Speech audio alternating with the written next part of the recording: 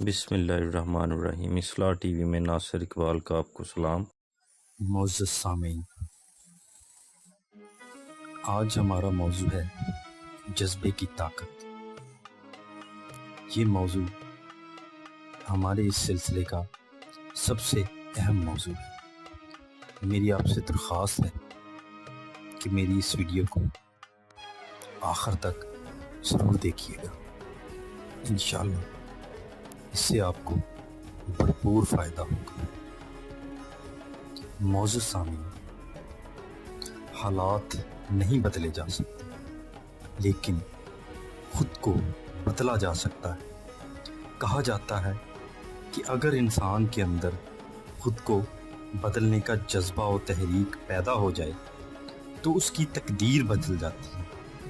यानी जो कोई खुद को बदलने की कोशिश शुरू करता है तो इसकी तकदीर भी बदलना शुरू हो जाती है। सोच और गुमान की तब्दीली बाहर के हालात को तब्दील कर देती है।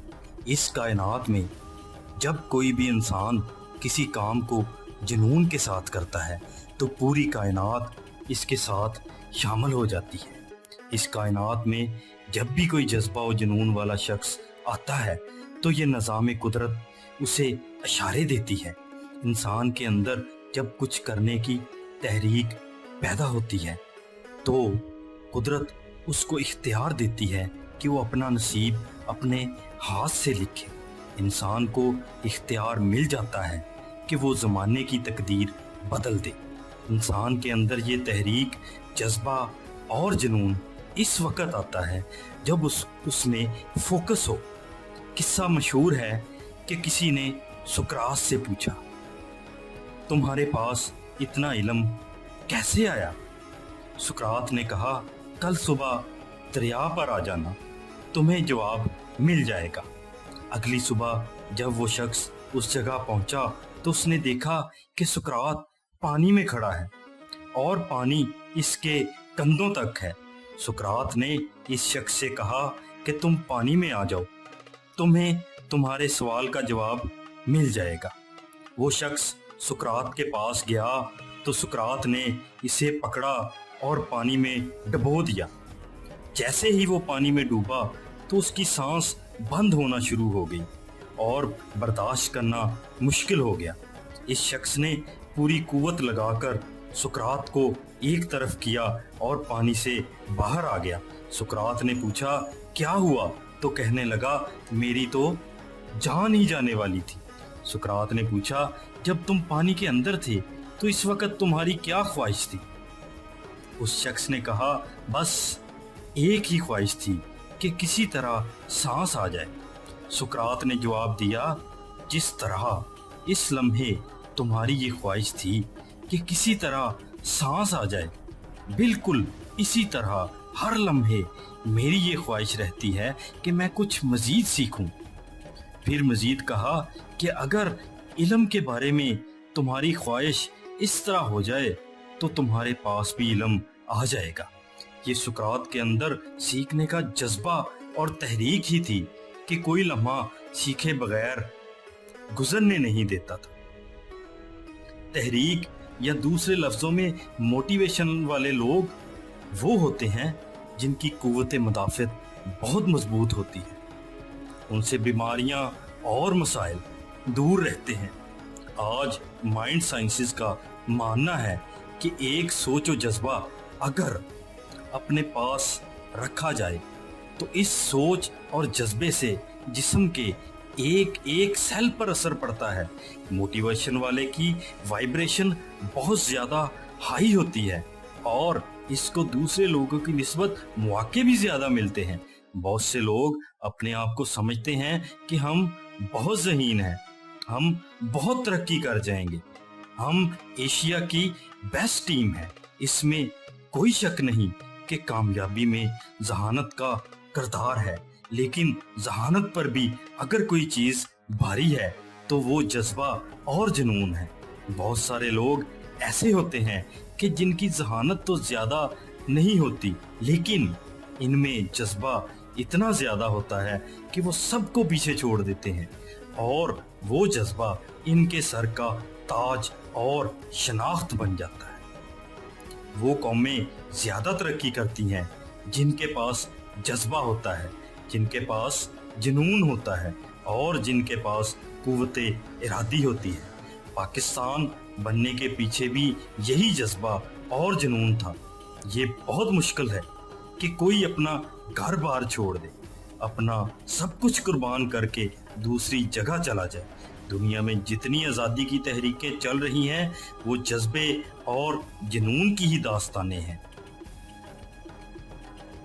اسی طرح کسی بھی انسان کے لیے اپنی موٹیویشن اس صورت میں برقرار رکھنا آسان ہوتی ہے جب وہ اپنی پسند والا کام کر رہا ہو، جو کام پسند ہوں۔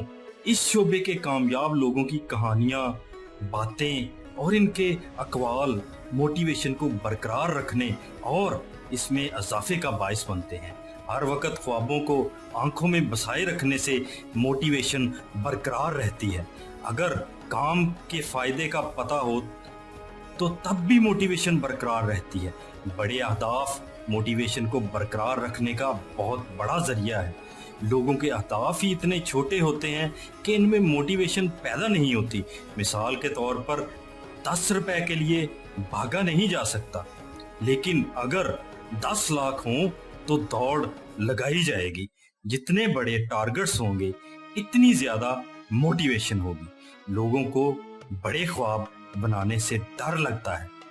وہ سمجھتے ہیں کہ شاید بڑے خواب پورے نہیں ہوں گے۔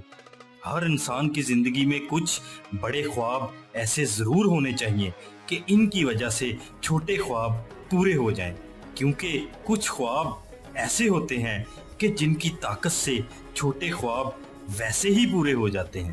بعض اوقات ایسا ہوتا ہے کہ بڑا خواب دیکھ لیا جاتا ہے، لیکن جب سفر شروع ہوتا ہے تو اس سوچ کے ساتھ اس کو چھوڑ دیا جاتا ہے کہ یہ کیسے پورا ہوگا۔